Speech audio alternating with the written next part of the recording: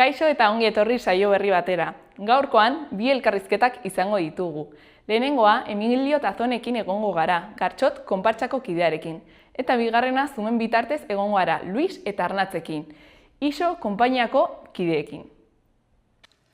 Gaurko egun batean, baina 1656ko ekainaren 4an, Zabaldiko 10 emakume espetxeratzeko agindu zuen alkateak, jarrera desegokiak izateagatik. Aipatu jarrerak aizuzen ere, ezkondu gabe sexu harremanak izatea ziren. Emakumeek hala eskatuta deklaratzen utzi zieten, eta horietan azaldu zuten harremanetako asko engainuz edo bortxaz izan zituztela.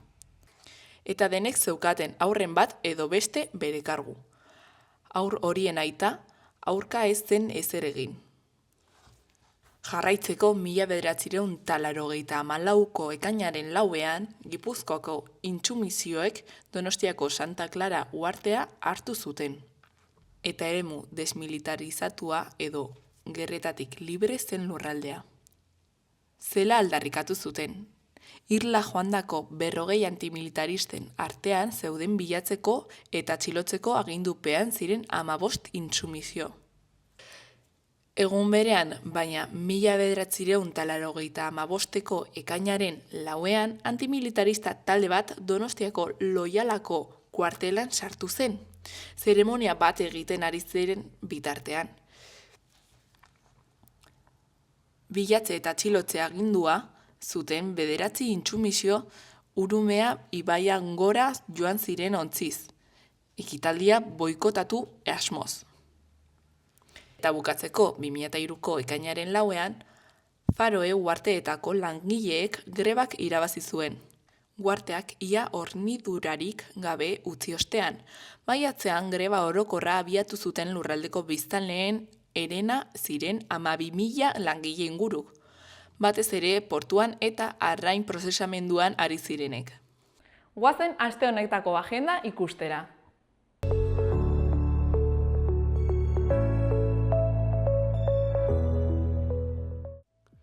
Ostegunean, kantu eta hitza zikloaren barnean Xak taldearen kontzertu irekia Oko plazan, arratsaldeko 8:00.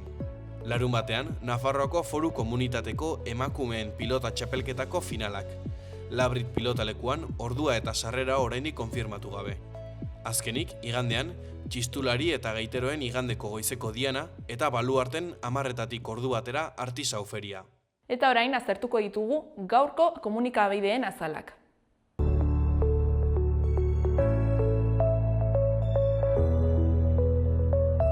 Diario de Notiziasekin hasiko gara. Egunkariaren lerroburu nagusiak horrela dio.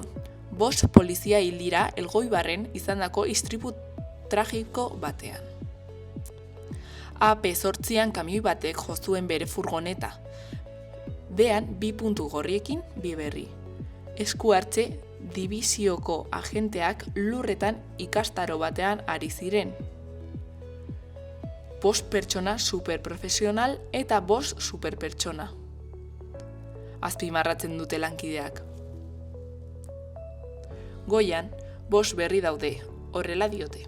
Lehenengoa, 4.100 baso saltze baino gehiago ezkaban, 2022ko sutaldiaren ostik. Bigarrena, horrela dio, PSN eta EH Bildu eta geroa baik, Belate proiektuan ustelkeria eta esku hartzea ukatu dute. Bestalde, 28 pertsona atxilotuta 2 tokilesen, urrian egindako ekitaldian izandako gertakagatik.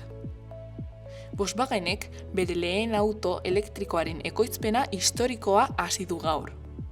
Eta azkena, Yolanda Torres Nafarroako industria elkartearen buruzko lehen emakumea. Diario de Navarran, lerroburu nagusiak horrela dio. 5 polizia agente trafiko istripu batean hil direlako harridura. 5 ofizialak Elgoibarren hil ziren, prestakuntza ikastaro batean zihoazela. Esku hartze unitateko polizial ofizialak esperientziadunak ziren. Beheko lerroburuetan lehenengoa. Lankide batzuk Sanferminetako entzierroaren esiak jartzen daude. Azkena, Lizarrako ospitaleak traumatologiako txandak galdu ditu berriro. Gara egunkarian, lerroburu nagusiak horrela dio. Nire asmoa, hautatutako funtzionarioak erdigunean jartzea da, lehenik eta behin botere exekutiboan. Jarraian, bere investiduraren ondorengo asteetan, Alain Iriartek elkarrizketa bat eman dio Mediabasik, non akzioen gaiak jorratu dituen. Iparraldeko Euskal Herrian egungo egoera aztertzen du, eta hautetsiak erdigunean jartzeko nahi adierazten du, bere usteak defendatzen ditu bitartean. Adierazi du Euskal Hirigune Elkargoko lehendakari Kari gisa ez dela inolako alderdi politikoaren estandarte. Argazki azpian 3 berri, lehenengoa horrela dio. Ricardo Darin izango da 74. edizioaren aurpegia. Rebordinos jaialdiko zuzendari izango da azkena. Bigarrena, faktore politikoak futboleko gertaera garrantzitsuena goitik behera zeharkatzen jarraitzen du. Eta 3. Parisko apelazio auzitegiak Josu Urrutikoetxearen aurkako azken Europako atxilotze aginduan onartu du. Berriaren lerroburu nagusiak honela dio. Keinu bat hizkuntzaren alde. Asorna Gorren Nafarroako elkarteko kideak Pirinoetan zeharreko ibilbidearen 157 kilometro zati bat egiten ari dira. Keinu hizkuntzaren alde. Gorren hizkuntza eskubideak errespetatu daitezela eskatu dute. Goian 2 berri daude. Milagroko Gerezia marka kolektiboak hasiera eman dio Gereziaren aurtengo sesioari. Ondoan, Elena Bengotxeak Petrus estreinatu du. Ondareaz eta herrien usteaz ari den lan bat. Eta bukatzeko, Euskal Herria irratia aztertuko dugu. Fascismoari partida irabazteko gida, langile eta ezkertiaren arteko aliantza sistemak historioan zehar. Eskuinean, 2. lerroburuak bestalde horrela dio. Irati 10, Birto zientzia divulgatzaileak eta Maili Astigarraga Bergara ilustratzaileak nola egiten dute lo animaliak aurrentzako liburuak kaleratu dute Sua edizioak argitaletxearekin. Eta 3. lerroburuak bukatzeko horrela dio. Eskolaren digitalaren atal berrian, opor garaian gure gailuak eta pantailak gutxiago erabiltzeko aholkuak ekarri dizkigu, Julen Linazasorok. Entzun eta batez ere hartu apunteak.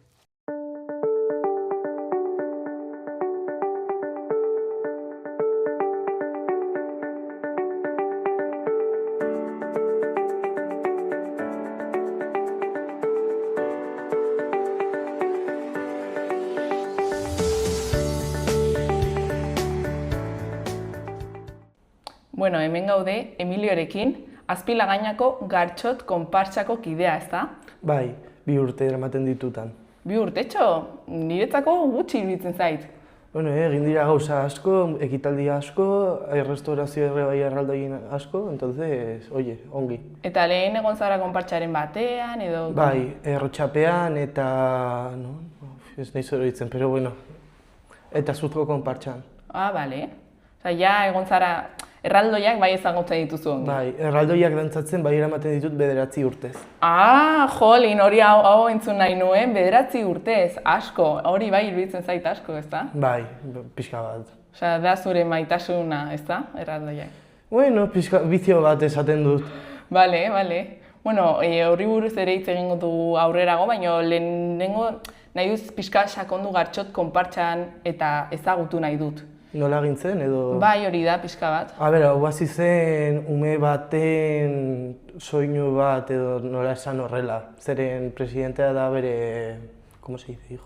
Bere semea? Bere semea. Vale. Da bere semea, entonces, esan zion aita, egin alditu bi erraldoi zen ideia principala, eta gero egin ziren 4, zeren jende gehiago etorri zen, eta egin zen horrela. Eta gaur arte? Gaur arte. Eta gaur egun zenbat zarete konpartsan? Gaur, 26 gauza bat gutxi gora bera. Ni barkatu ez naiz ez ditute konpartsa asko ezagutzen, hori zelako zenbakia da handia, da txikia? Bueno, normala, batzuetan bai kogeatzen du pixka bat, pero bueno, oie, ongi. Bueno, eta nola funtzionatzen du konpartsa, nork eramaten du? Presidente ofiziala Argala da, konpartsa eramaten dugu guztiak, da un poco denetarik. Eta gaur egun zelako zailtasunak dituzue edo zelako hutsuneak dituzue? Hutsune, pixka bat, batzuetan ez gara llegatzen, jo que se, kamioia edo gauza bat, edo dira gauza txikiak azkenean. Ez da asko, osea, problema asko ez dugu. Gogoratzen duzu, orain bai pixka sakondu nahi dut zure esperientzia pertsonalean, bai Errotxapeako konpartsan eta bai konpartsa honetan, gogoratzen dituzu zure lehenengo jaiak edo zure lehenengo ateraldia erraldoi batekin? Bai, horitzen naiz superpolit, osea, niretzat, imaginatu 8 urteko ume bat, erraldoi batekin, osea, super kontentuan egoen. Izan zen Errotxapeako jaiak 2018 edo 19. Eta gaur egun ala bizi dituzu jaiak? Bueno, beste aspektatiba batetik, azkenean 8 urte edo 16 da diferentzia bat, ateratzen zara jaietan gauez, bestea da pixka tardeoa, aldatzen da gauza. Baina jarraitzen duzu ilusio berdinarekin hartzen erraldoia? Bai, beti. Eta, hitz egingo dugu pixka bat ze erraldoi dituzuen Azpilagainan, bai dituzu izenak? Bai, txikiak Nikolas eta Maite dira Korsari eta Pirata bat, zeren lehen zeuden bi erraldoi. Txikiak zela Pirata eta Toko-Toko, entonces Toko-Tokoa utzi dugu pixka talde batera eta jarri dugu bi pareja berdina. Ertainetan, Errekamari, Basa Jaun, Gartziko eta Gerrieder, Basa Jaun eta Mari pixka bat betiko pertsonai daudela, Gerrieder dela Zintura Bonita gaztelaniaz, eta Gartziko konpartzaren izena Gartxiko. Bale. Horregatik ditzen da horrela, dira pertsonai realak, hil zirela peste negra inguruan. Hori interesantzen zait asko erraldoien historioa. Ze dira fikziozko, batzutan dira fikziozkoa, beste batzuk dira herrietako pertsonai, benetako pertsonaiak egon zirela herrian edo... Bai, gure konpartzan beti, keintzen Basa Jaun eta Mari, beti izan dira pertsonai realak. Mariskal dela gure erraldoi handiak eta Juana, bi Mariskal izan zen Navarrako protektore bat, eta Juana hirugarrena hemengo erregina. Kuriosoak. Eta pentsatu duzue aldatzeaz, edo itxura aldatzeaz, edo pertsonaia aldatzea? Daude ideiak aldatzeko, pero ez asko. Osea, nahi dugu izan aurpegi berdina eta pixkat berdina, pero detaile berriekin. Aldatzea pixkat itxura baino ez pertsonaia? Ez, hori. Bale. Eta alakoetan zer egiten da? Zuek aldatzen dituzue jantziak edo... Batzutan kontaktatzen da enpresa batzuekin, por ejemplo, orain gaude koskiak arreglatzen eskuetan sortuz tailerrekin. Osea, pixka bat kontaktatzen da beste pertsona batekin profesionala dena. Bale, hori lan ederra iruditzen zait ere. Eta zer dauka berezia Azpilagainak auzoa? Pixka bat lasaia dela, jendea beti etortzen da, dagoela oso dispuestoa, bareak ateratzen dizute janaria, pixka bat, denetarik. Beti dago kolaborazio bat. Zuk nongoa zara? Nik naiz Bustintxurikoa, mainan sentitzen naiz Azpilagainakoa. Ze polita, ez da? Eta hori zergatik? Azkenean, hartu jate auzoan hain ongi, sentitzen naiz gehiago hangoa, nire auzoa mainan. Eta esango zenuke, bai aipatu duzu jendea oso jatorra dela, janaria ematen dizuetela, esango zenuke auzo komunitate hori bizi dagoela eta gaur egun mantentzen? Bai, dago bizi, egonatzen gehiago, bai, pero dago bizi. Osea, egiten dute gauzak, auzoarentzat, umeentzat, ez hain umeentzat, entonces dago pixka denetarik. Esan duzu lehen gehiago agian, gaur egun egoera jaitsi egin dela edo? Nik uste dut, kuarentenatik ja etorri pixkat dena lasaitu dela, entonces orain bai dagoela igotzen, pero gutxinaka. Eta zuk uste duzu konpartsa Gartxot konpartsa dela garrantzitsua auzoa bizirik mantentzeko? Bai, da dena bezala. Auzo bat, jo kese, jaiak gabe, niretzat ez da auzo bat. Horregatik. Osea, auzoa ematen dio konpartsari eta konpartsa ematen dio auzoari, ez da? Bai, Ze polita. hori da beti qui pro quo. Eta jendeak, zuk uste duzu animatzen dela konpartsetara hurbiltzera edo... Nik uste dut dagoela beldur bat, zeren al final erraldoi bat du bere pisua eta bere altuera. Pero da bakarrik hartzea, bien saio eta praktikatu pixka bat. Osea, irekitak zaudete jende berria etortzera. Denetarik, jende denetarik, ez zaigu inporta, zuk praktikatu, ensaiatu eta ateratzen zara kalera gurekin. Eta 26 pertsona aipatu dituzu, aipatu duzu direla, konpartsan, ez da? Hori konpartsa guztian, bai. Konpartsa osoan. Ze adinetan banatzen dira? 4 urtetatik 6etara, txiki-txikiak, 12, 14 urtetara ja ertainak, eta 14tik nahi duzunean arte, geratzen zara handietan.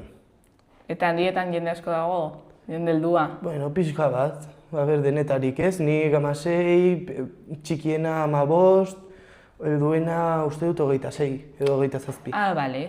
Ze bago, konpartsa jendea super zaharra, ja. Bueno, zaharra, nori ikusten duen bezala, ez? Hori da. Eta orduan, banatzen dira 4 erraldoi dira, ezta? Bai, hori ertainak. Ertainak, eta gero badaude beste batzuk txikientzako? Bai, Nikolas eta Maite esan dizun. Bale, konpartsa txikiarentzako hori. Bai. Zen azkenean guk nahi dugu gure releboa ere bai, ez? Nik egiten nahi zenean zaharrago, ez nizagongo dantzatzen erraldoiak.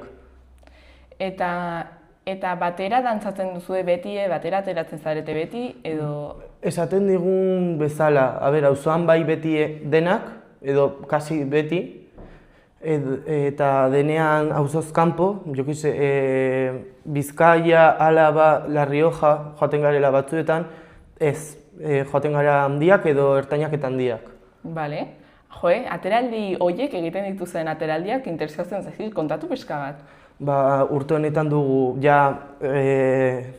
finkatutak hori. Pixka bat, Azpilagainako auzoak, 19, 20 eta 21, 19 txupinazoa beti bezala, 20 goizean denak, osea, konpartsa guztia, eta arratsalean bakarrik erraldoiak.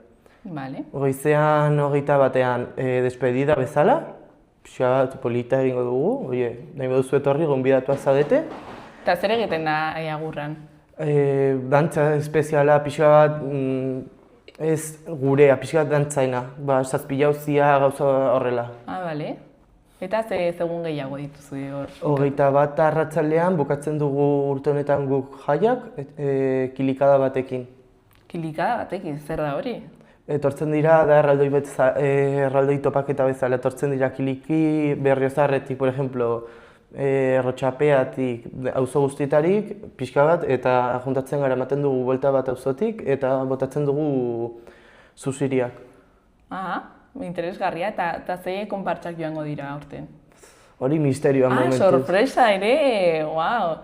Eta, aipatu duzu, zuretzako hori da garrantzitsuena konpartsa batean, ere da garrantzitsua konpartsatik kanpo laguntasuna egitea? Bai, beti egon behar da, elkar egon, gaur, joaten gara, zer eta gero batzuetan, garagardo bat etxatzera, bai, venga, bale. Egon pixka bat unitutak, azkenean egoten bada bat beraldetik beste bat, ez dugu egiten ezer. Hala da. Eta imaginatzen dut gero hori hobeto izango dela konpartsarentzako. Bai, hori beti fundamental konpartsa batean. Eta nolak dira Bizkaiera ateraldi bat? Gu hartzen dugu kamioia, gertzen gara 4:05, gauza bat horrela, joaten gara Bizkaiara, dantzatzen dugu, dago janaria gertzen gara jaten, premio bat ematen dugu eta beraiek guri, eta joaten gara berriro auzoara, eta gero beraiek etortzen dira. Bale, beti da interkambio moduko bat, ez da? Beti nahi dugu izatea guk interkambioa. Zergatik hori? Da hobeto, zeren horrela guk ez dugu dirua gastatu behar, pero bai ere bai, ezagutzen dugu guk bere auzoak eta beraiek gureak, eta ez dugu bitetatzen dugu, egiten dugu amistad, etortzen dira batzuetan ere bai dantzatzera, gauza horrela. Bueno, hori da turismo alternatibo moduko bat, ez da? Bai, nik esaten dut, batzuetan joaten zarela 2 egun Kataluniara, hori nire bakazio pertsonalak. Kataluniara ere, pentsatzen nuen agian Euskal Herrian, baina Kataluniara ere. Hurrengo urtean joaten gara 3 alditan Kataluniara. 3 Asko, iruditzen zait. Bueno, hori eta ere bai, Zaragozara, pixka bat, denetarik. Eta ara joaten zaretenean, egun bakarra joaten zarete? Normalki izaten dira 2 egun. Osea, bat goizean eta beste bat arratsaldean. Eta ja, etortzen geratzen gara hemen goize beste egunean, osea, etortzen garenean goizean ja desmontatzeko, montatzeko erraldoia eta organizatu pixka bat. Eta bidai horietako zer da zuretzako bereziena? Nola? Bidai horietan zer da zuretzako bereziena? Ez dakit, pixka bat denetarik, no? Viajean azkenean barre asko egiten dira, pixka denetarik, beste konpartsarekin kataluniazkoak esaten dut momentu horretan. Egiten dut pixka bat erlazioa eta gero superpolita geratzen da dena. Eta ere, ikusten dira desberdintasunak nola funtzionatzen duten hango konpartsa bat hemengo konpartsarekin konparatuta? Bai, azkenean beraiek egiten dute bere dantzak, bere pausuak, bere tempoan, eta guk egiten dugu gure tempoan, gure pasoekin, gure dantzekin. Eta instrumentuak ere aldatzen dira? Bai, beraiek gaita gallega dute, osea gaita katalana, eta guk dugu gaita navarra edo dultzaina. Eta desberdina entzuten da? Bai, pixka aldatzen da, pi edo pixka aldaketa hori, ez da asko, pero... Bueno, interesgarria da, ez da? Beste funtzionamendu bat eta kantak eta pausuak ezagutzea, ez da? Kanta horiek geratzen dira gero politak, osea, juntuak egiten badute ongi geratzen dira superpolitak. Eta egiten duzuen noizbait dantza elkarrekin, bai da zuek joaten zaretara, baina dantzatzen duzu elkarrekin, dantzaren bat? Guk nahi dugu beti, beraiek proba gure gigante, gure erraldoiak dantza batean, eta guk bere dantza batean, osea gure dantzekin, ulertzeko.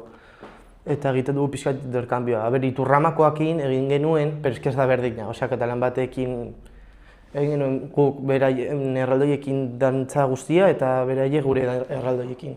Eta ara joaten zaretean, non geratzen zarete logitera? Polideportiboetan, hoteletan, alden bezala. Bai, edozen lekutan, ez da? Garrantzitsuena... Bikotzen artean... Bai, hori berdin du. Logitea berdin du. Bai, eskenean egon gara jaietan, seguro. Jo, ez guai. Osea, esperientzia polita iruditzen zaitu hori, ez da? Bai, superpolita. Osea, zike da esperientzia bat, ez bazara konpartsa batena ez duzu biziko berdina. Eta zelako lan dago ateraldi baten aurrean? Ze entxegoak egiten dituzue, zenbatero elkartzen zarete? Erraldoi handiak, 2 egun astean behin, osea, Astean 2 egun? Bai, Bale. astean 2 egun egiten dugu entsaioak direla ostiralea eta bestean, bestea da pixkat variablea, depende eguna. Txikiekin esaten duzu? Bai, esaten dut handiekin. Bale. Pixka batzutan aste azkenean, ostiralean, plan aldatzen dugu edo bat edo 2. Eta dena voluntarioa da edo joaten zarete diruagatik? Normaleki voluntarioa. Azkenean hau ez da egiten diruagatik, nik egiten dut por la sonrisa de un niño, esaten dugu beti. Eta lortzen den dirua, ze agian topaketa batean edo lortzen zuen dirua, zer da, konpartsarentzako? Bai, dena konpartsarentzat. Osea, dirua hori ez da ukitzen inoiz. Eta jasotzen duzue nolabaiteko laguntza ekonomikoa udaletxeari udaletxearekiko? Batzutan, pixka bat, pero ez da asko. Osea, azkenean urte zehar ez digu ematen diru asko. Ez dela horrekin bizitzen konpartsa bat, ez da? Ez. Behar duguna pixka bat ere bai behar da laguntza, joan beste leku batzuetara eta batzutan izaten dizute, ematen dizugu diru bat. Eta festa eta komunitatea lotuta doaz, esan duzu auzo batean ezin dela festa ez egon. Zuretzako ere komunitatea eta festa elkarrekin doa. Komunitatea esaten duzu auzoa bezala, ez? Bai, auzoa bezala, jarduerak egitea edo auzoa elkarrekin egotea. Bai, beti eskolakin, azpilagainako eskolakin, etortzen dira ikustera gure erraldoia, gauza horrela, edo urte honetan etorri dira diskapazitate espezialeko asoziazio bat gure lokalera. Hori etorri da urte honetan lehenen aldiz, eta superkozik, eta uste dugu hurrengo urtean ere bai etorriko direla. Eta adibidez, zuk uste duzu halako jarduerak ere erakartzen duela jende berria sartzera eta probatzera? Nik uste dute bai, batzuetan etortzen da jendea, esaten du, oie, probatu aldo? Bai, probatu, eta esaten du, oie, tal, ematen dizut nire kontaktua. Eta zuretzako zaila da halako konpartsa bat mantentzea gaur egun, edo nola ikusten duzu egoera? A ber, zaila ez da, mainan izan behar dituzu, nola esaten da, optatiba asko, osea, hartu behar duzu asko. Bai. Zeren konpartsa bat ez da txorrada bat, da jan behar duzu mierda asko, eta ere bai posi asko, ez dut esaten bakarrik mierda, pero bai. Da dena pixka bat antolatu, nola esan bezala. Eta adibidez, pixka bat etorkizunara begira, nola ikusten duzu egoera? Ze egoera dago konpartsan? Egoera superona. Ona, bai. Hemendik beste 15 urtera gutxi gora bera horrela esana, ikusten dut konpartsa oso ongi. Jarraituko duela, ongi, eta bizirik, ez da? Bai, nik uste dut baietz. Osea, segitzen badugu pixka horrela eta beto, 15 urte, 20, 100, nahi dugun bezala.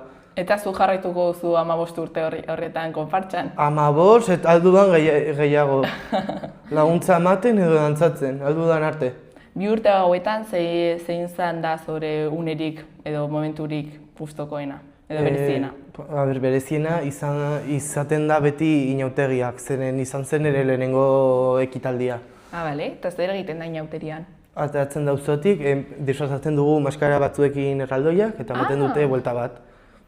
Bale, osea, ateraldi bat, baina inauteritan? Bai, pixka bat espezialago egin, joaten gara bakarri bi gaita eta tambor bat, platilloekin eta bomboekin.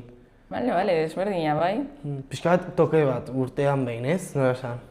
Zuko duzu halako tokeak edo halako aldaketak egitea garrantzitsua dela konpartsa batean? Bai, pixka bat. Beti berdina ez izateko edo? Zertzkenean beti jartzen baduzu berdina, ez diozu ematen publikoari aldaketa pixka bat. Eta zer gustatuko litzaizuke jendeak ulertzea edo ze modutan ulertzea zuen lana? Osea, zuk uste duzu publikoak edo haurrak ulertzen dutela egiten duzuen lan entseguetan eta bar? Edo ez da eskertzen? Nik uste dut baietz. Zeren hasienean, eske notatzen da, esaten dute, ze ongi antzaten dute erraldoiak, eta eske gero uzten dizu oso zapore ona. Bueno, ja elkarrizketa bukatzeko, zerbait nahi duzu esan edo konpartitu? Nahi baduzu etorri konpartsara, etortzen zarete ostirale batean, eta ensaiatzen duzu gurekin, zazpetatik 8etara. Gonbidatuta gaude ja entsaiatzera. Nahi badute apuntatu? Eta ikustera ere, agian entsaiatzera gehiegi da ikustera. Ere bai, batzuetan gaude kalean ensaiatzen, entonces, Vale, Asteazken martes, ¿cómo se dice? Astearteetan? Astearteetan eta ostiraletan. Pues perfecto. Eskerrik asko zuei. Mi esker. Agur. Agur. Ireki zeure negozioa martxan dagoen baten abantailekin. Negozio bat ireki nahi duten pertsonak eta bere esku aldatu nahi dutenak elkartzen ditugu. Laboral Kutxa.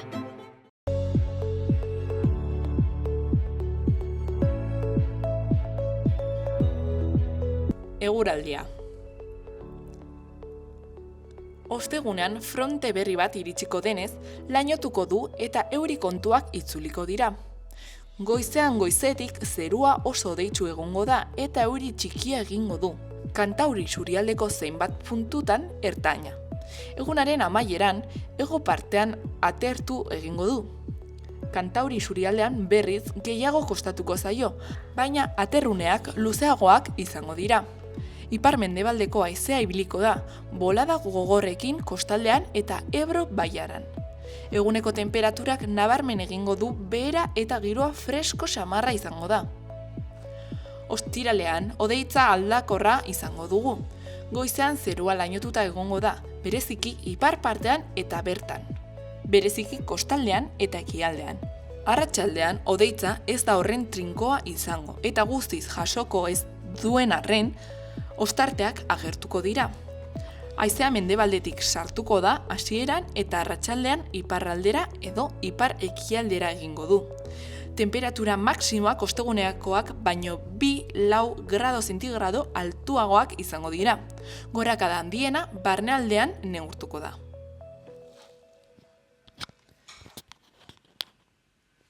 Ireki zeure negozioa martxan dagoen baten abantailekin. Negozio bat ireki nahi duten pertsonak eta bere eskua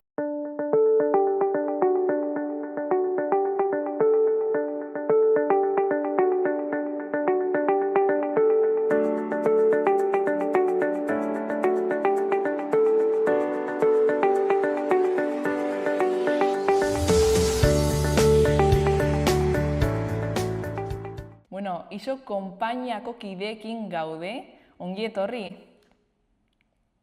Mi eskerrik asko. Lehenengo galdera, da pizka bat, iso konpainia ezagutzeko, nongoa da, non sortu zen, zergatik, mesedez, irrikitan nago ezagutzeko konpainia hau. Begira, Luista biok dantzertin ezagutu ginen Euskal Herriko Goi Mailako Arte Dramatikoko eskolan, baina bakoitza leku desberdinatik gatoz. Ni Arrigorriagatik nator, eta bera Oiartzundik, beraz, ni Bizkaiatik eta bera Gipuzkoatik, eta elkartu ginen dantzertin, hor ezagutu genuen elkar, eta hor karrera edo, bukatu genuenean gure formakuntza, erauki genuen elkarrekin konpainia bat sortzea, konpainia hau, Iso Teatroa izena duena. Biok elkarrekin, zuek bakarrik? Hala da. Hor sartu zineten osoz. Guztiz sartuta, konpainia batean, eta nola da konpainia bat sortzean, nondik ateratzen da gogo hori edo behar hori ezakit?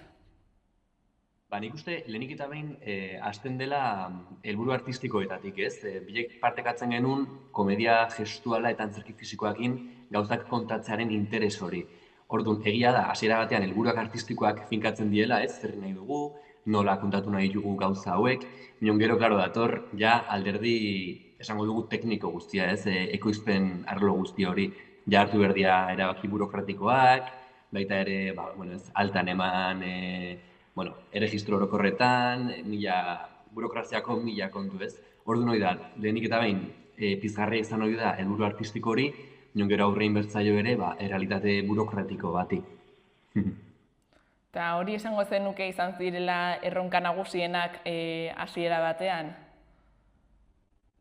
Nik esango nuke baietz. Egia da justo, nire kasuan niri asko gustatzen zaitela enpresen kudeak eta gai hau eta batez ere kultura arloko enpresen kudeak eta orduan niretzako etzen lan handia izan, minon bai hasieran ezagintasunetik korapilatxua gerta datekela. Minon bai, bada, zenan erronka bat da ez, eta zerotik haste hori, nik beti esaten dut. Kotxe batean zaiena arrankatzea da, baina arrankatzen ez dunean erresa da, ez? Txur aurrea segitzea, da arranki hori. Horia. Eta Iso izena zergatik edo nondik atera zen?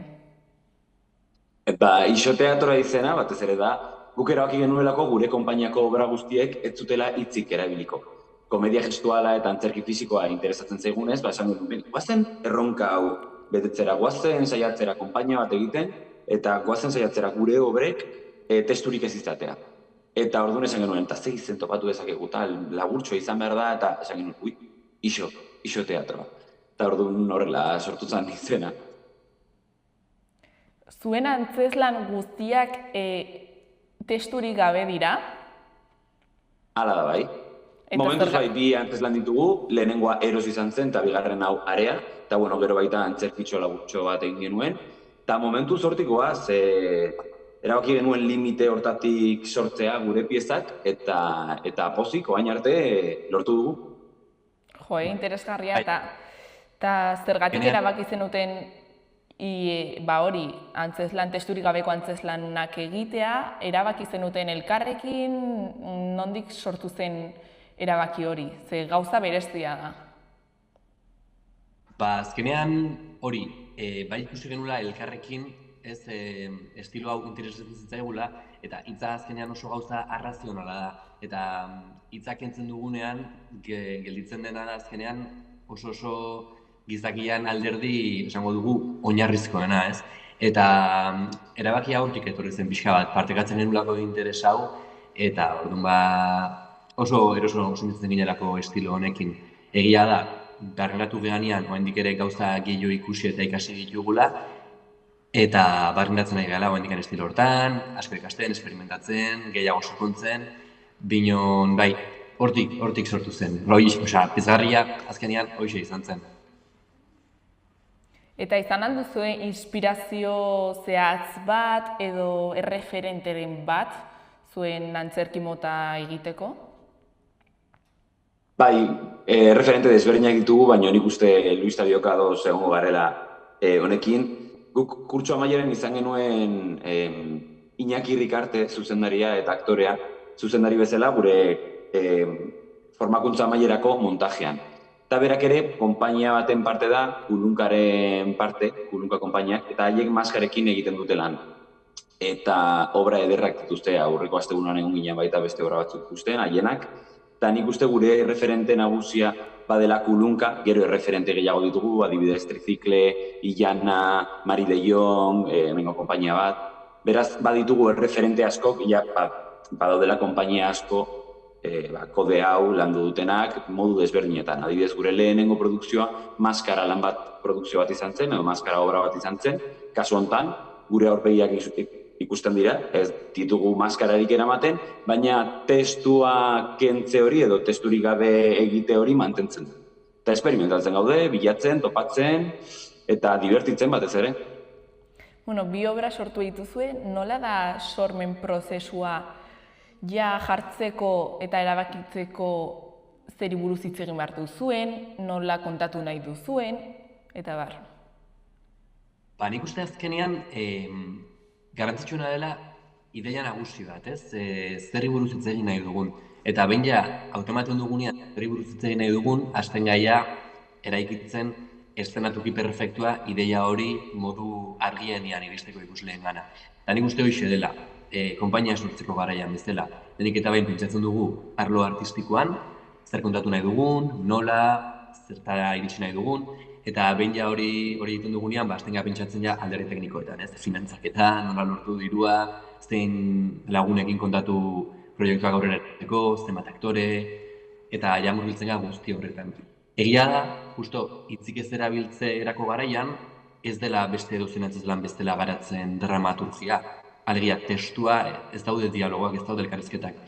Beraz, kasu hortan, egiten duguna izaten da egitura bat eraiki. Nolabait, ekintzen jarraitasun batea adierazten duen egitura bat da, eta orduan egiten dituguna da, imaginatu ze eszena izango ditun obrak, eta gero eszena bakoitzaren barruan, zer gertatuko den. Eta gero egia nahiko esperimentala dela. Gero entxigu espazioan agertzen dira gauza asko, ez? Baina eta eszena batean argi dugun zein den gatazka, esango dugu edo zer gertatu behar den, gero, entxego espazioetan sortzen dira jokuak, gatak agertzen dira. Beraz hori, amaitzen ez den prozesu bat da, ez? Eta ziurrenik, 2 hilabete luzatuko baldin baganitu gure entxegu egunak, ziurrenik obra ere aldatu egingo litzateke, eta ez izateke behin ere amaituko, beti gauza berriak agertuko zirelako. Beraz, nik uste horrela deskribatuko nukela sorkuntza prozesua. Nik uste dut oso ongi definituta, eta oso ongi azalduta. Baina nik baduz, pixka bat azaldu zu, baina nahi dut sakondu honetan, ze ez dago gidoirik zuen antzezlanetan. Nola barneratzen dituzue mugimendu guztiak, eta nola finkatzen dituzue, idazten duzue paperren bat, edo non? Nik uste klabea dela, badakagu gainera zuzendari laguntzaile bat, Izar deitzen dena, Izar Pizarro, eta orduan ondoan dago, eta askotan gauzak apuntatzen ditu. Baita bideo asko grabatu ditugu, orduan batzutan zalantzak ditugunean, esaten dugu, goazen aurreko egunean egin genuna ikustera. Eta orduan ikusten dugu, mugimendu hau konkretatu genuen, orduan. Baina batez ere nik uste saiatzen gerala konkretuak izaten. Eta beti zehatzak izaten erabakitzen dugun mugimendu bakoitzarekin. Edo erabiltzen dugun objektu bakoitzarekin. Edo erabakitzen dugun ekintza bakoitzarekin. Gure helburua delako testurik gabe denez antzezlana, alik eta garbien edo argien kontatzea obra. Beraz, horretarako oso konkretuak, oso garbiak eta oso zehatzak izan behar da. Beraz, nahi gabe, badakigunez zertarako dagoen mugimendu bakoitza, hori azkar barneratzen dugu. Batzutan konfusioak egon direla, ze entxegu baten gauza bat erabakiten dugu, eta hurrengo entxeguan beste bat. Orduan, beti errazagoa da, kanpoan pertsona bat baldin badago, eta esaten badu, ez, aurreko egunean hau erabakitzen duten. Bale, egia da, eta hortik jarraitzen du. Koreografia bat bezala, azken finean, errepikatzen. Eta ere bideoekin, aipatu zu ere kurtso balioagarri bat dela. Eta ere, aipatu zu zuzendariaren figura eta zuzendariaren beharra zuen konpainian. Zergatik zuzendariak izan behar du halako garrantzia? Azkenean, zuzendaria da, ikusten duena obra osotasun batetik. Eta kasu honetan, klaro, erabaki dugunez, Arnatz eta biok, bai aktore, bai zuzendari izango gehala, egia da, sorkuntza kolektibo hau neurria handi batean oso interesgarria da, ze ikusten da azkenean argiztapenari dagokionez, soinu espazioari dagokionez, erabaki asko hartu daitezkela, guk kontatu nahi duguna zer den argi dugulako, ezta? Baina askotan korapilatzen zaigu gauza interpretazioan murgiltzen garenean. Zenez eta interpretazio aldetik zer kontatu nahi dugun argi eduki, barruan antzezten ari zarenean eta aldi berean zuzentzen zeure burua, batzutan kostatzen da objektiboa izatea barrutik, ze igual zaude oso zure pertsonaiaren ikuspuntuan murgilduta, eta batean esaten dizu, personetan Arnatzek, beste aktoreak esaten dizu, berak beste modu batera ikusten duela, eta batzutan zaila da objektibotasun hortatik lan egitea. Eta orduan egia da, kanpo begirada hori izan dugula, ez ditxu zaldua eduki dugu kanpotik, egin ditugu berarekin 6-7 entxego egin ditugu berarekin, eta berak kanpotik egon da, kanpo begirada hori egiten ez, eta oso berrezkoa da, azkenean kanpotik norbaitek ikustea, ze ikusleek hori da ikusten dutena ez, kanpotik, eta gu barruan gaudenean, gauza asko ziurrenik ez ditugu ikusten, beraz kanpo begirada hori guztiz beharrezkoa da. Ere kanpoko begirada hori publikoarena da. Istorio bat, bi istorio sortu dituzue, lehenengoan nola izan zen publikoaren harrera, zerk eragin zuen historian hobekuntzetan edo konturatu zineten agian zerbait ez zuela funtzionatzen eta zerbait bai, edo publikoarekin ikasten da? Bai, publikoarekin duerik gabe asko ikasten da. Aurreko produkzioan adibidez, hori Eros izan zela, kasu honetan modu desberdin batean egin genuen lan, ni zuzendari eta dramaturgo bezala nengoen, eta 5 aktore ziren ez denan, orduan, klaro, kanpotik beti zegoen norbait, erabakiak hartzen, eta beti hori modu desberdin batean landu genuen dena. Baina gero egia da, publikoaren aurrean aurkeztu genuenean, konturatu ginen, estena honetan erritmoa galtzen da, edo beste estena honetan ez da guztiz ulertzen. Orduan funtzioetan zehar, ginen gauzatxoak aldatzen, eta ja egia da, azkenengo emanaldietan oso pozik edatu gina da, eta orokorrean publikoak oso harrera ona sentitu genuen publikoaren gendik, eta oso erantzun ona. Horregatik desiatzen geunden, bigarren produkzio hau egiteko. Batez ere, esan behar dut, ikasi genuela ekoizpenadetik. Ze egin genuen lehenengo antzezlana oso, ambizio gehiegi jarri genuen antzezlan hortan, estenografia handiegia zen, furgoneta bat alokatu behar genuen, eta Luis Xabiok ginen goiz guztietan bolo bakoitzean 5 ordu egon behar ginen estenografia montatzen, eta orduan, bigarren eta ez genaukan dirurik, ez da ere, egin genuen dena gure poltsikotik. Eta orain gontan ikasi dugu, diru laguntza bat eskatu dugu, estenografia txikiagoa da, gure furgonetatxoan sartzen da, dena praktikoagoa da, erosoagoa da, eta gu prez gaude, produkzio honetan, bolo asko egiteko, oraingoan bai. Posten naiz, hobetu halako beguntza egin izana, ez da?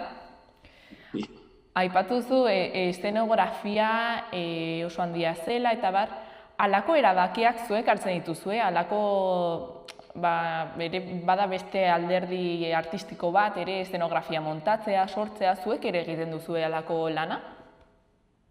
Nik uste zenean oso politia dela antzerkian kasuan gertatzen dena. Arlo artistiko desberdinak daude, eta estenografian kasuan edo jantzategian kasuan, bai egia da guk oso argi dakagula zer kontatu nahi dugun, binon beti ere dago hartu eman hori arlo artistiko bakoitzarekin, ez? Eta justo area antzeslanean gertatu zaiguna izan da, guk eszenografia bat genuela buruan, nahiko argi ikusten genuena, joan ginen eszenografia gilearen gana, eta esan zigun, banik, buelta bat emango nioke. Eta buelta bat eman zion, eta komentzitu gintun, eta orduan azkenan bere ideiakin jarretu dugu aurrea. Orduan, egia da, guk jartzen dugula lehenengo aldetxo hori ez, guk ja proposamenak egiten ditugula, baina gero erabakiak hartzen dira, aldebikoak dira erabakiak, ez hartzen dira erabakiak departamentu bakoitzako arduradunarekin, eta hoxe da gertatzen dena. Eta nahi asko gustatzen zait hori antzerki munduak dakan gauza politxa delako ez, talde lana, dagoen kolektibotasuna, sortzea lantalde handi batean, ez igual liburu bat idaztakoan, normalean bakarrik zaude, eta ere, oso interesgarria dela eta beste gauza asko baten dizkizu horrek, baina antzerkiak du kolektibotasun hori, eta nik uste oso interesgarria dela. Hasieratik izan zenuten laguntza hori, edo zuen ingurumeneko laguntza, edo zuen lagunen laguntza, edo izan zenuten? Bai, barkatu esan. Bai, gure lehenengo produkzioan diru gutxiago geneukan, baina hala ere argi geneukan kalidadezko obra bat egin nahi genuela. Orduan, harremanetan jarri ginen, arlo bakoitzeko profesionalekin. Eta egia esan superpozik gaude erosen hartu genituen erabakiekin. Claro, hor gertatu zen, adibidez, Adrián García de los Ojos izan genuen Soinu Espazioan, Javier Tirado maskarak egiten kasu hortan, eta Betitxe Zaituan jantzitegian. Orduan kasu horretan diru gutxi geneukan, eta hala ere favorea egin ziguten. Orduan bigarren produkziontan pixkat dirutxo gehiago daukagula, esan genuen, goazen, berriz kontatzera haiekin kriston lana egin zutelako, eta orain gontan badaukagulako dirutxo bat, ongi pagatzeko, eta kasu honetan, talde artistiko oso antzeko izan dugu. Esanakoa Betitxe Zaitua jantzitegian, Adrián García de los Ojos Soinu Espazioan, Javier Tirado kasu honetan eszenografian, onda, eta oraingoan Jaione Azkona argiztapen diseinuan, eta superpozik gaude sortu dugun talde artistiko guztiari. Oso modu hori esan nahi du berriro errepikatzen baldin baduzue, ez da bakarrik eskertzeko modu bat, baizik eta seinale bat ongi egin zutela bere lana eta pozik geratu egin zinetela, ez da? Guztiz. Orain nahi dut ezagutu pixka bat gehiago egin duzuen azken produkzioa, Area izenekoa. Nik uste dut ere obra bat guztiz ezagutzeko joan behar garela antzokira ezagutzera eta bar, baina, eskatu behar dizuet pixka bat kontatzeko zeri buruz doan, eta nola izan zen ere Areako sorkuntza fase edo zati hori. Azkenean, Area antzeslanak kartela Ezekiel Dawsonok egin zigun, eta kartela ikustearekin, nik uste oso argi ikusten dela zertaz doan, ez da? Justo ikusten da tituluaren azpian hegazkin bat, uharte batera erortzen, eta bi pertsona aurrez aurre ez, nolabait konfrontatuak. Eta horren inguruan hitz egiten dugu. Azkenean, hegazkin istripu baten ostean, bi gazte, elkar ezagutzen ez duten bi gazte, gelditzen dira uharte bakarti batean, eta hasiera batean ikusko dugu nola bizikidetza on batera ikitzen hasten diren, baina zer gertatzen da? Uharte horretan bakarrik dutela maleta bat eta zuhaitz bat. Beraz, zuhaitzetik lehenengo fruitua erortzen den momentuan, bizikidetza osasuntsu hori hankaz gora jartzen hasiko da, erori den fruta horren ondorioz. Ze azkenean, errealitatean asko balioztun fruta hori, mundu berri honetan, urre bilakatuko da, ez? Eta hori pixka bat hausnartu nahi dugu horren inguruan. Gizan biztioaren inguruan hitz egin nahi dugu, eta hoxen, ideiaren aurretik, argi genuela, hitz egin nahi genuela biolentziaren inguruan eta gizan biztioaren inguruan. Eta hortik sortu zen ideia. Kokatu nahi genituen bi pertsonaia muturreko egoera batean, kasu honetan biztirauteko oso muturreko egoera batean, eta hori izan zen abia puntua. Arnatzen, baldin maiztu kontatu pixka bat sorkuntzaren inguruan, nolako izan den eta sorkuntza faseak eta pixka bat? Bai, kontatu mesedez, bai. Sorkuntza faseak, batez ere hasi ginen, hori ideia batekin, irudi batekin, Luisek aipatu duen bezala, genekien zeri buruz hitz egin nahi genuen, eta orduan esan genuen, eta orain nola kontatuko dugu. Orduan erabaki genuen hain gain potentea ez, giza ambizioa, hain da gai handia, goazen txikitzera eta goazen oso leku konkretu batean kokatzera. Eta erabaki genuen, irla batean izango zela hori. Orduan, erabaki hori hartu genuenean, genekien bi pertsona zeudela irla batean eta fruitu bat erortzen zela. Eta hori izango zela gatazkaren hasiera. Orduan, hasi ginen, esan genuen, bale, dramaturgia bat sortu behar dugu. Baina, orain arte aipatu dugun bezala, ez dakagu testurik, orduan nola sortuko dugu dramaturgia bat. Lehen Luisek aipatu duen bezala,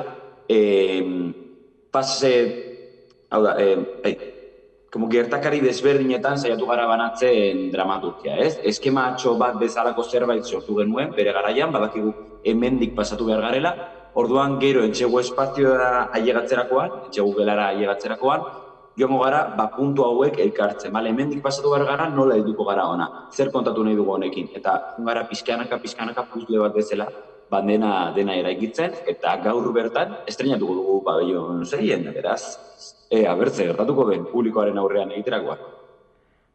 Gaur da estrenaldi eguna, zer sentitzen duzu, urduri zaudete? Gogo handiakin egia esan. Normalan estrenutara ni iritsi naiz oso solarri, kezkatuta, isteko fronte askokin, baina justo batzuk, pase bat genuen eta erabaki genuen, hau goza libre, ezta? Guztua gaude, egin dugunakin jende aurrera eramateko gogoakin, eta batez ere hori gero jendia da neurtzen duen azkenean, jendiakin ikusiko dugu zer aldatu, zer pulitu, zer non murgildu. Nik uste hori, ni behintzat gogo handiakin eta hoxe, partekatzeko beharrakin, egia esan. Jo, ez bolita, nik espero dut oso ongi joatea, eta publikoaren aldetik seguro nago harrera polita izango dela. Baina ere, badago beste publiko batzuk, edo beste publikoa oso zabala da, eta bakoitzak badu bere esperientzia, bere ideia eta bere gustuak edo zaletasunak. Badago jendean ikuste dut esaten duela, testurik gabeko antzerki bat edo, ez dela ulertzen. Zuek uste duzue ala dela? Justo atzo ginen horri buruz egiten, nik uste testurik gabeko antzeslan bat ikusi ez baduzu aldela aurre iritzi hori izan, ez dugulako hori esperimentatu orduan beldurra ematen dugulako, ez? Azkenean, areto batera joaten zarenean, harrapatuta zaude hor barruan, ezin zara hortik atera, eta aurkezten dizuten obra ikusi behar duzu. Baina nik ikusi dituan testurik gabeko obra guztiak oso ongi ulertu dira, lana ongi eginda baldin badago. Eta gure kasuan gure helburu nagusia hori izan da. Dena super argi ulertaraztea, eta publikoak benetan dena jasoko duela. Ez da arazorik egongo, ze gure lana horretan zentratu da, eta gainera feedback sesio ugari izan ditugu, eta dena ulertu dute, arazorik gabe. Eta obra honek bi bertsio ditu. Gaur estrenatuko duguna aretoko bertsioa da, baina duela pare bat aste estrenatu genuen kale antzerkiko bertsioa. Eta gaur, umore azokan, egin genuen, aurkeztu genuen area lehen aldiz, eta umeak zeuden, nagusiak zeuden, helduagoak zirenak, gazteagoak, eta dena ulertu zuten. Beraz, hortan ez da arazorik egongo. Gero igual ez zaizu gustatzen, komedia ez da zure gustokoa, hori ez dakigu, hori bakoitzak bere gustoak ditu, baina benetan dena ulertuko duzu arazorik gabe. Eta ere publikoaren jarrera da zuentzako garrantzitsua hor oholtza gainean edo kalean antzeslana egiten duzuenean? Eragiten du era bat, gaina publikoan erreakzioek eragiten dute ez, eta nik adibidez gogoratzen dut nerabean nintzenean, igual DBH-en herriko antzerki eskolako egonalak egitean, niri gertatzen zitzaidan, batean barrerik entzunez, eta batean desmotibatu edo jendeari ez dio graziarik egiten, eta guztiz eragiten duela, eta ikuslea barrez entzuten duzunean, badago neurri batean esaten duzu funtzionatzen ari da. Baina demorarekin, nik ikasi dudala, eta nik uste dut konpainia honetan Arnatz eta biok bat egiten dugula honekin, barrak egon arren, eta komedia bat izan arren, fokoa jartzen dugu istorioa iristean. Eta jendeak nolabait pentsarazten nahi dugu, edo bentsat sentiaraz, zerbait senti dezala, edo hausnar dezala zerbaiten inguruan, eta hori da gure helburua beraz. Egia da, barra egintzutea seinale ona dela, komedia bat delako, eta jendea ongi pasatzen ari denaren seinalea delako, baina bestalde nire ere gustatzen zait, jendeak jasotzen egotea, eta barrak egotea ongi dago, baina batez ere historia jasotzea garrantzitsuena. Baina gero hau ez dakit nik ez naiz sinizduna, baina antzerkiak badu mistikotasun bat, ez? Eta batzuetan holtzen zaudenean, nahiz eta erreakziorik egonez, beti dago sentsazio bat, ez? Publikoa gaur sartuta dago, edo ez dago sartuta. Eta niri oso zaila egiten zait, deskribatzea zer den, publikoa sartuta egotea edo ez, baina usaintzen da, zerbait usaintzen da holtzen zaudenean, erritmoari dagokionez, ez? Agian nabaritu arrantzak lan aipatu duen bezala, eszena hau agian erritmo aldetik erori egin da, publiko desunitatu du. Orduan hori egia da eragiten duela. Nolabait publikoa zein puntutan dagoen, horrek eragina du. Area antzeslana uzten du askatasun hori norberak pixka bat bere istorioa hori norberatzeko edo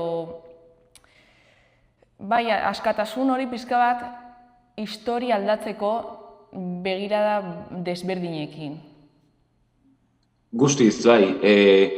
Aipatu dugun bezala, kasu honetan ambizioa dugu kontagai edo gure helburua da gizartearen ambizioari buruz erreflexio bat egitea, eta gure kasuan dramaturgikoki edo historia kontatzerako garaian oso argi izan ditugu ze puntutatik pasa nahi dugun zergatik.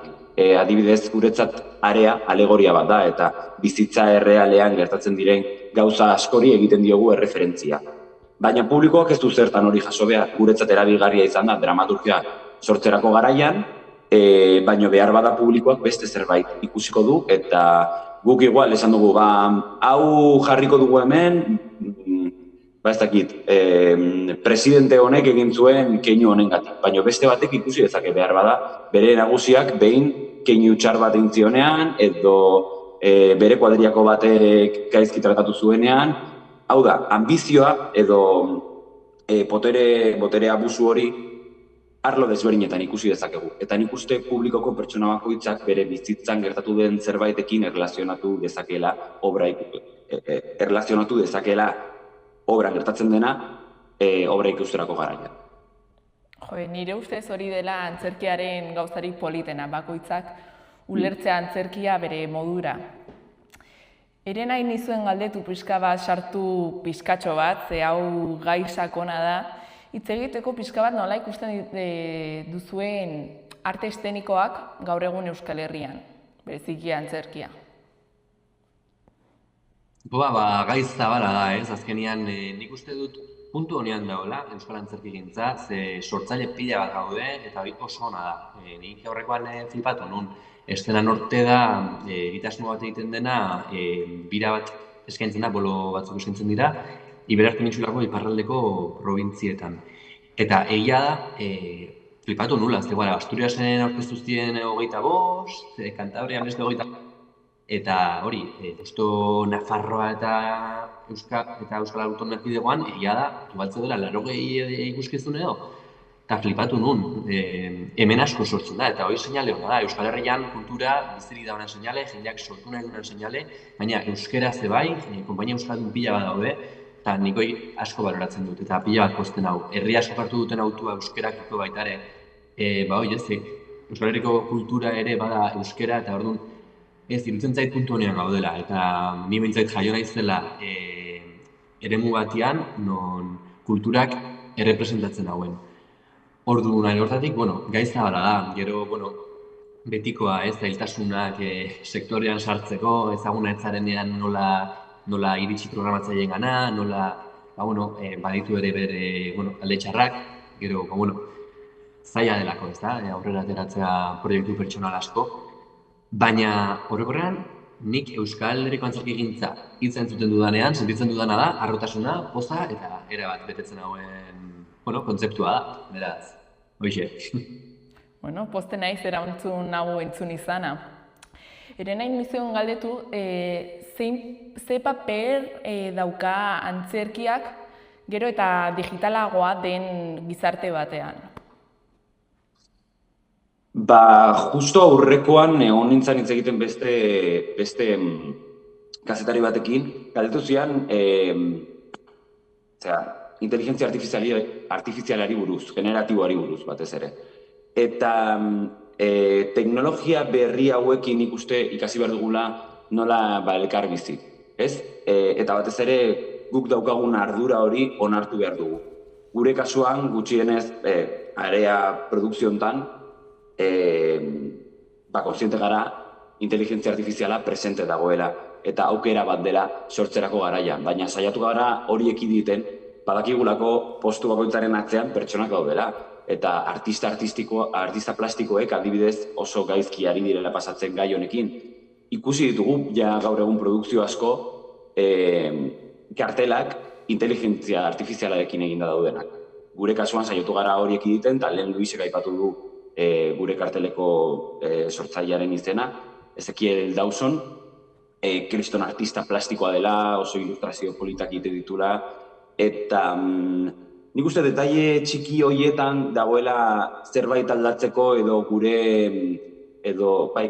lanaren parte dela ardura hori izatea, ez? Badakigu teknologiak hauek daudela, baina erabaki behar dugun nola erabili nahi ditugu.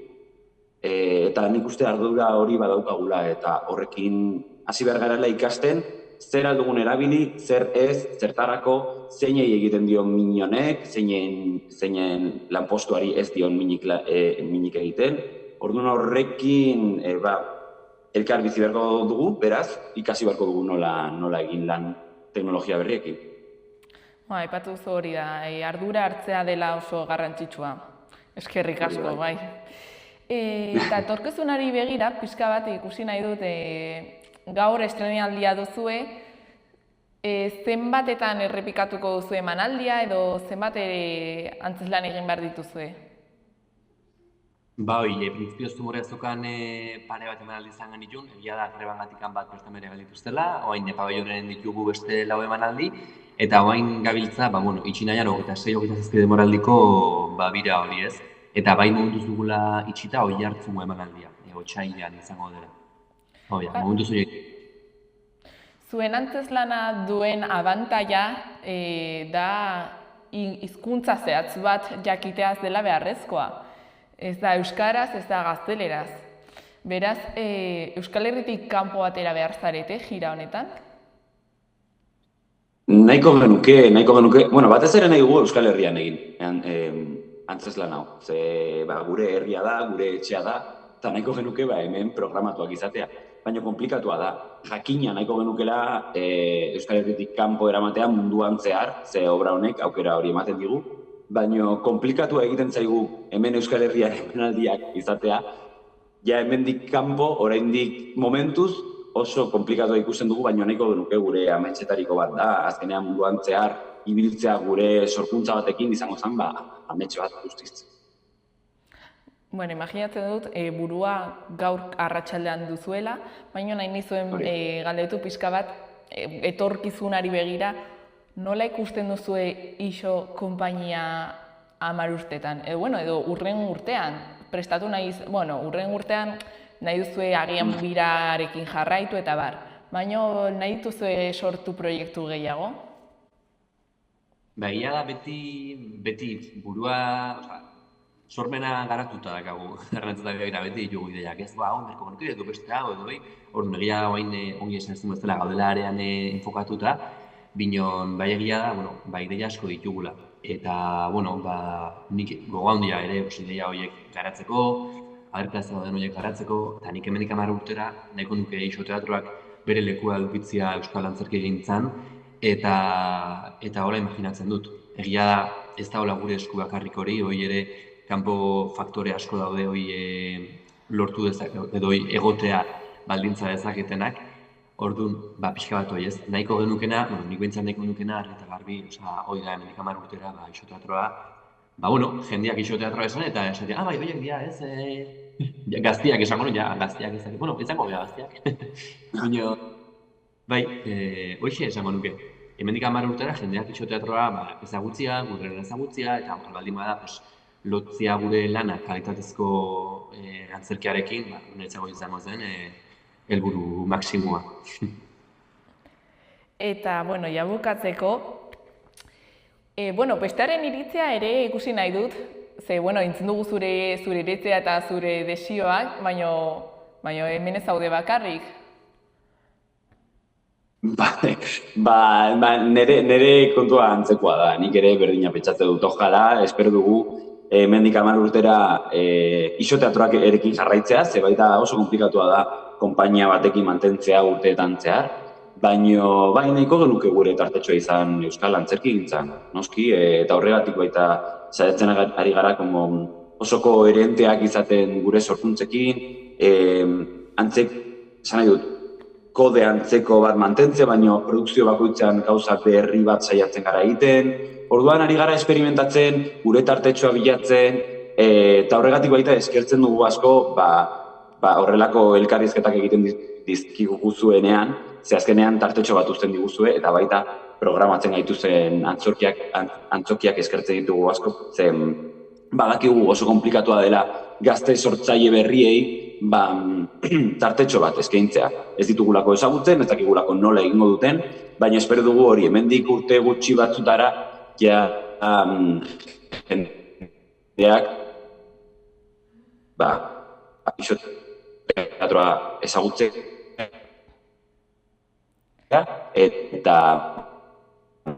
eta gure konpainien konfiantza izatea.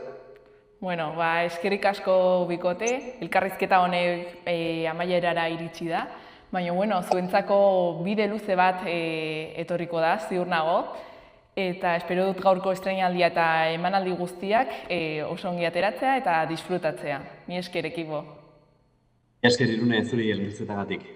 Aio! Agur! Ireki zeure negozioa martxan dagoen baten abantailekin. Negozio bat ireki nahi duten pertsonak eta bere eskua... Hau izan da dena, mi esker zuen arretagatik eta hor egunero jarraitzagatik. Bihar egingo ditugu elkarrizketa gehiago. Aio!